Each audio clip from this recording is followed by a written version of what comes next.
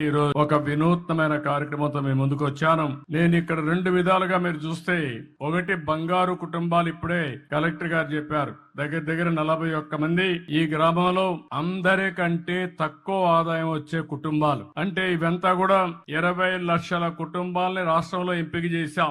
మీ ఊర్లో 41 చేశాం. అదే సమయంలో నేను ఆలోచించిన విధానం అట్టడుగు నుండే 20%, పై నుండే 10%. ఈ రోజు ఇక్కడ కూర్చున్న వాళ్ళు కొంతమంది మార్గదర్శకులు ఉన్నారు. ఇప్పుడే మనోజ్ గారు అయితే అక్కడికి వచ్చినప్పుడు చూశాను. ఈ రోజు వీళ్ళందరూ కూడా ఇక్కడ కూడా ఒక 5 మంది వచ్చారు. వీళ్ళకి సమాజం ఒక అవకాశం ఇచ్చింది, అందిపుచ్చుకున్నారు.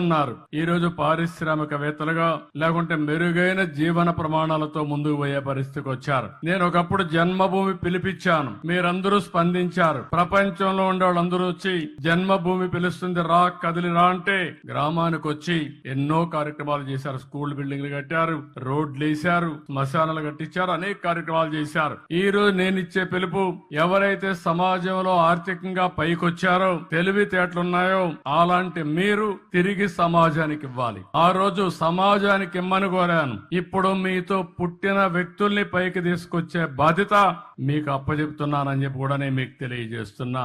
ఆర్థిక సంస్కరణలు వచ్చాయి. నేనే దీనికి కూడా ఆ రోజు భారతదేశంలో పివి నరసింహరావు గారు ఆర్థిక సంస్కరణలు తీసుకొస్తే సెకండ్ జనరేషన్ రిఫార్మ్స్ కి నేనే శ్రీకారం చుట్టాను. ఈ రోజు మీరు చూస్తే బ్రహ్మాండమైన రోడ్లు వచ్చాయి. ఒకప్పుడు హైదరాబాద్ విజయవాడ రోడ్డు చూసేవాళ్ళం.